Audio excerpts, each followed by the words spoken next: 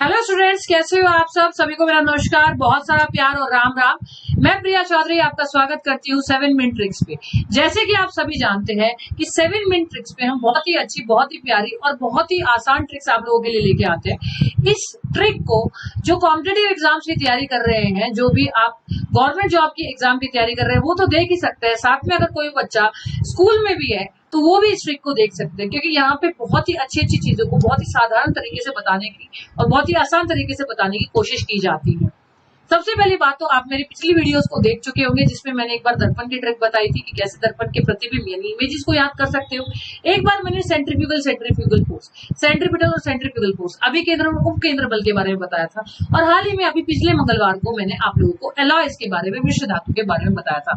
अब अगर कुछ स्टूडेंट ये कहते हैं कि मैंने तो ये ट्रिक मैम आपकी देखी नहीं, तो आपको कैसे पता लगेगा? जब तक आप बेल आइकन पे प्रेस नहीं करोगे, जब तक आप इस चैनल को सब्सक्राइब नहीं करोगे, तब तक आपको कैसे पता लगेगा कि 7 मिनट ट्रिक कब कब आती है। तो आज की जो हमारी अनोखी ट्रिक है वो है न्यूक्लियर रिएक्टर के बारे में, जिसको हम लोग बोलते हैं एटॉमिक रिएक्टर, या अगर मैं बोलूं शुद्ध भाषा में इसको हम बोलते हैं परमाणु रिएक्टर या नाभिकीय रिएक्टर। अब ये नाभिकीय रिएक्टर क्या होता है, तो इस 7 मिनट ट्रिक में आज हम देखने वाले हैं कि ये नाभिकीय रिएक्टर क्या होता है। नाभिकीय रिएक्टर वो होता है जो हमें बिजली पैदा करने में मदद करता है।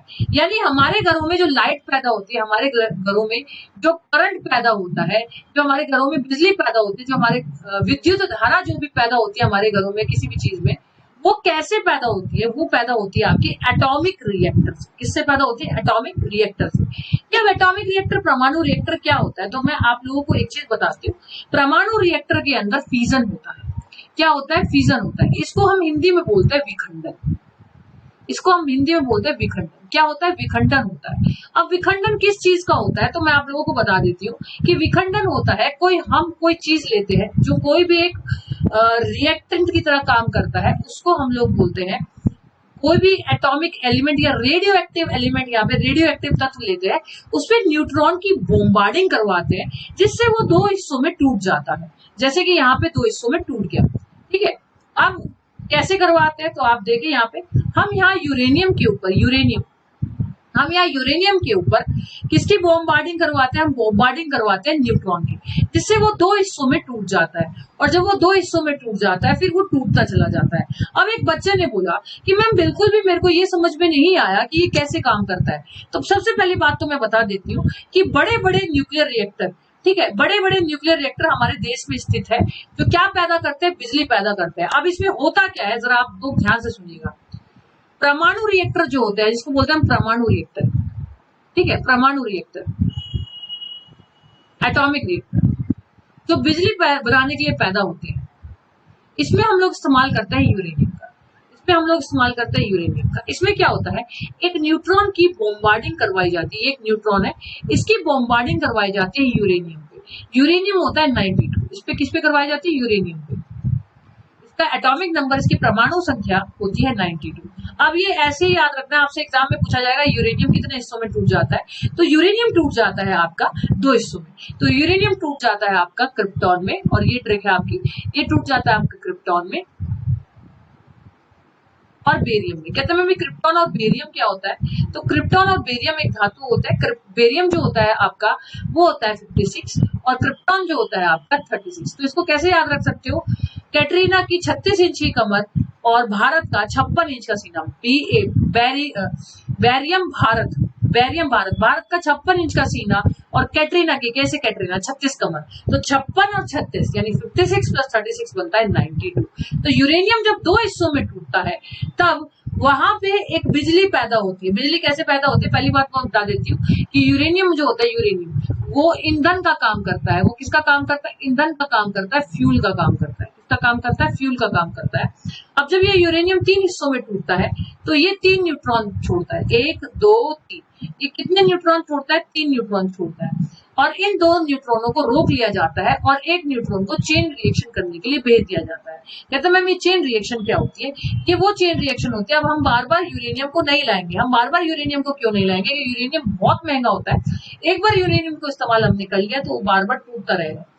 अब एक एटॉमिक बॉम्ब में और एक एटॉमिक रिएक्टर में एक ही फर्क होता है कि एटॉमिक रिएक्टर में क्या होता है, जब यूरेनियम टूटता है तो वो 3 न्यूट्रॉन देता है, इसमें से 2 को रोक लिया जाता है और एक को आगे रिएक्शन करने के लिए भेज दिया जाता है।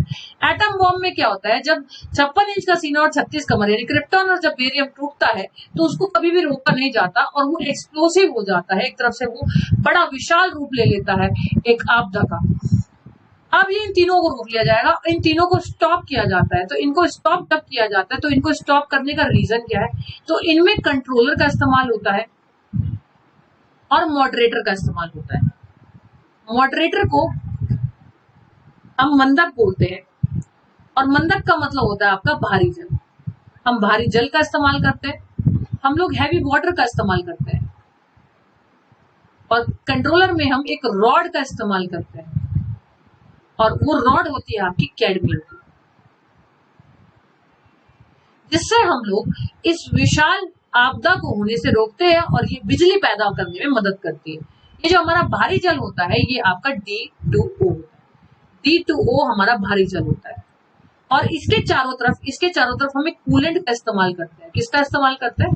कूलेंट का इस्तेमाल करते हैं। इंजन जैसे गर्म हो जाता है ना, गाड़ियों में कूलेंट का इस्तेमाल करते हैं, इसी तरह से इसमें कूलेंट का इस्तेमाल करता है। वो कूलेंट होता है CO2, ठीक है, CO2 गैस। इस तरह से आपका नाभिकीय रिएक्टर काम करता है। जब आपका यूरेनियम कैटरीना और क्या कहते हैं 56 इंच के सीने में टूट जाता है, यानी कैटरीना की 36 इंच की कमर और बेरियम का 56 इंच का सीना, 3 न्यूट्रॉन इसमें निकलते हैं जो कि एग्जाम में पूछा जाता है। 2 को रोक लेते हैं, एक आगे चेन रिएक्शन श्रृंखला अभिक्रिया करने के लिए चला जाता है। एटम बॉम्ब में ऐसा कुछ नहीं होता, इसको रोका नहीं जाता। ये देखिए यहाँ पे जो ये आप देख रहे हो ये भी एक तरह से न्यूक्लियर है और यहाँ पे आप देख रहे हो ये भी एक तरह से न्यूक्लियर रिएक्टर की काम करता है। अब आपसे एक क्वेश्चन और एग्जाम में पूछा जाता है कि न्यूक्लियर रिएक्टर में क्या होता है, तो आप हमेशा बताइएगा कि न्यूक्लियर रिएक्टर में विखंडन होता है। विखंडन होता है और क्या बताएंगे आप, फ्यूजन होता है। तो इस तरह से 7 मिनट की ट्रिक्स में मैंने आप लोगों को पूरा न्यूक्लियर रिएक्टर बताया।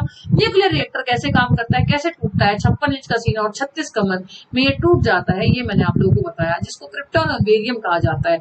इन्हीं बहुत अच्छी ट्रिक्स को जानने के लिए, अच्छी बेहतरीन ट्रिक्स को जानने के लिए और मुझे फॉलो करने के लिए आप मेरे टेलीग्राम चैनल पे जा सकते हैं जिसका नाम है साइंस बाय प्रिया मैम। ये मेरा टेलीग्राम चैनल है जिसपे आप जुड़ सकते हैं और बहुत ही अच्छी ट्रिक्स आगे चल के जान सकते हैं।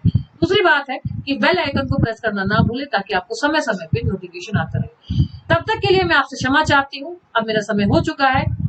नमस्कार।